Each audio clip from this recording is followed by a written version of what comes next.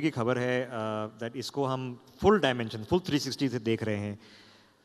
मेघवाल जी, AI के ज़माने में हाल ही में भारत में अभी एआई इम्पैक्ट समिट हुआ है। विश्व भर के 40 हेड्स ऑफ गवर्नमेंट थे यहाँ पर। सारी एआई कंपनीज के सारे फाउंडर्स सब यहाँ पर आए थे। एआई की गवर्नेंस की लीगल फ्रेमवर्क में भारत क्या मार्गदर्शन दे सकता है? देखिए, जो अपने एआई ग्लोबल समिट की बात की जो भारत में हुई,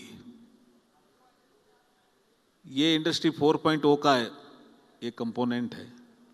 हम अगर थोड़ा पीछे चलें तो जब इस दुनिया में स्टीम के इंजन का आविष्कार हुआ तो उसको इंडस्ट्री 1.0 बोला, और जब इस दुनिया में बिजली का आविष्कार हुआ पावर का तो इसको इंडस्ट्री 2.0 बोला, और जब इस दुनिया ने कंप्यूटर का आविष्कार किया आईसीटी, इंफॉर्मेशन टेक्नोलॉजी, तो उसको इंडस्ट्री 3.0 बोला।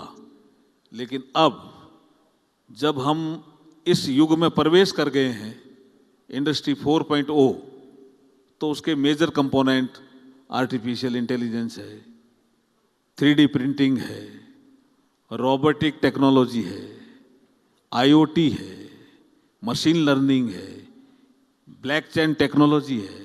ये सब उसके पार्ट है और हम इसके बिना रह भी नहीं सकते। इंडस्ट्री 1.0 आया था तब भी कुछ लोगों ने विरोध किया कि नाव चलाने वाले क्या करेंगे। इंडस्ट्री 2.0 आया तब लोगों ने कहा लालटेन बनाने वाले क्या करेंगे, पेट्रोमैक्स बनाने वाले क्या करेंगे। और इंडस्ट्री 3.0 आया तब भी लोगों ने कहा कि बहुत से लोग बेरोजगार हो जाएंगे, लेकिन कोई नहीं रुका। इंडस्ट्री 1.0 भी आया, 2.0 भी आया, 3.0 भी आया, और नागरिकों के जीवन को आसान करते गए और रोजगार के अवसर भी बढ़ते गए, रोजगार के स्वरूप भी बदलते गए। तो अभी जो ग्लोबल समिट हुई थी आर्टिफिशियल इंटेलिजेंस को लेकर के भारत में, उसमें निचोड़ ये निकला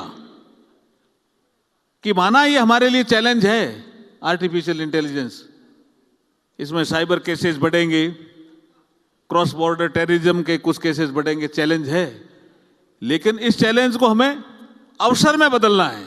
इसलिए इस समिट में ही तय हुआ कि रोजगार के अवसर कम नहीं होंगे।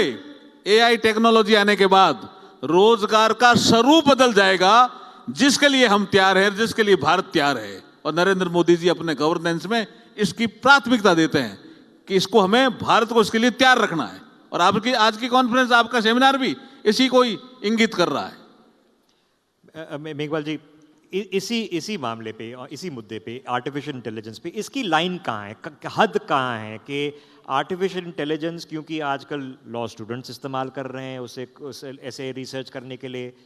कुछ लोग कह रहे हैं रिसर्च करना एआई से अच्छा है, सही है, लेकिन एआई आपका पेपर लिख रहा है वो गलत है। In the legal fraternity with in the practice of law, line क्या है? क्योंकि कुछ लोग तो बोल रहे हैं कि ऐसा ज़माना आएगा कि भाई कंप्यूटर ही जजमेंट भी पास कर रहा है।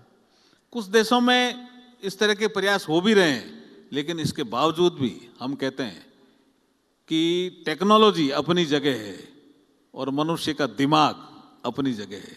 ह्यूमन बीइंग का स्थान कोई टेक्नोलॉजी नहीं ले सकती।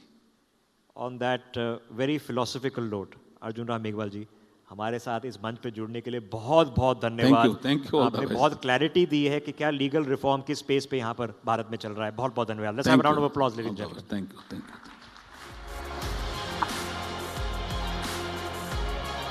That, of course, was our special segment on next. के कानून 21वीं सदी में बदले हैं। ये तमाम बातें अर्जुन राम मेघवाल को आप सुन रहे थे।